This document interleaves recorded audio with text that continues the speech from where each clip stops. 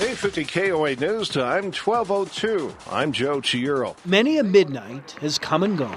You may want to find a way to cool off this weekend. It's going to be a hot one.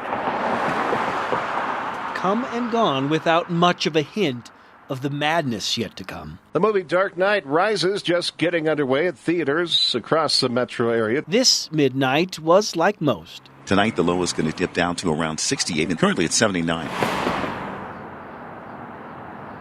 You know, it was actually like most other nights for us. We had multiple people in the waiting room, 10 or 15 in the waiting room, I think. And we were actually on divert status. Very busy, very crowded. Meaning that ambulances weren't actually supposed to come to our hospital unless there was actually some sort of trauma or critical emergency. 23 of our beds were already taken.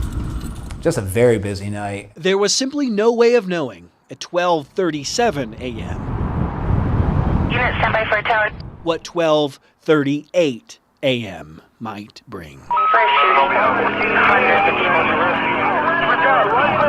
Permission to start taking some of these victims via car. I got a whole bunch of people shot out here, no rescue. Just let me know what hospitals you're taking them to so we can give them a heads up. And he actually had said mass casualty settings. They're telling me at least 5. Shots fired over at the movie theater. Uh-oh, this is actually something very, very different than what we've ever experienced. This is serious. What can I do? Where do you need me? And I think that's one of the things we all said was that we just shifted into gear.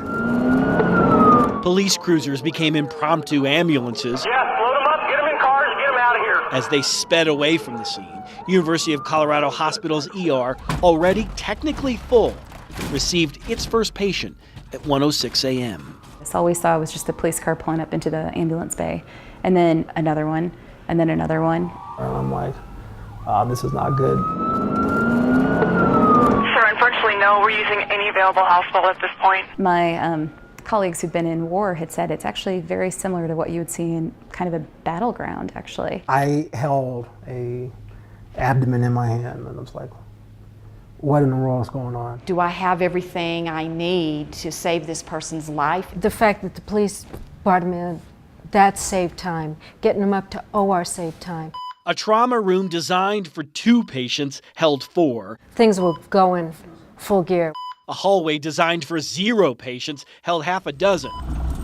One patient urged Becky Davis to take care of other patients. And I'd stop by and I'd tell him, I'm sorry, you're in the hallway. We're going to get you, you're going to get taken care of. Davis, the ER's charge nurse seen in this surveillance photo, was the director of a production without precedent. It just was a constant work in progress. And I'm thinking, Suzanne Sortman does the blood bank know? Do I have enough housekeepers? Do I have enough instrument techs? helped prep 6 operating rooms. I actually think it's still soaking in.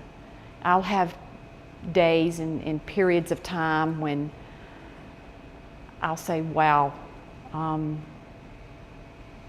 can't believe this just happened. A hospital that normally receives 1 or 2 gunshot victims a week received 15 gunshot victims in less than an hour. This one had shotgun pellets everywhere. So we had gunshot wounds to the head, to the neck, to the belly, to the chest, people with like guts hanging out. There was one kid that asked, he had to go to surgery, and I explained to him it was going to be a little bit because, we'd already just sent 4 people to the operating room, and he asked me if he was going to die. And I was like, you're not going to die, you're going to make it through it. And one by one, doctors, nurses, EMTs, surgical techs, paramedics, people trained to save lives, saved life after life after life. And I think, the process of grieving has been really challenging for us in the emergency department because we're hardened folks, right? We're used to seeing anything and everything. And I think that night has kind of broken a lot of us in a way. Why? I think that's the biggest question for me is why. Why? Copy. All available units respond to the theater. Every patient brought to university's packed ER with a pulse left with a pulse. It's the only reason I come back. A miracle happened that night. Madness undoubtedly followed midnight that night.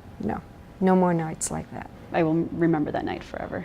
I don't want to experience that again. No, nothing I ever want to do again. Yet here they also learned. Just notify all the hospitals. that one's response to it This will be a forever thing. is how a life in medicine This doesn't go away. No. is often measured. I'm extremely proud of what the University of Colorado Hospital did that night. With photojournalist Chris Vanderveen, 9 News.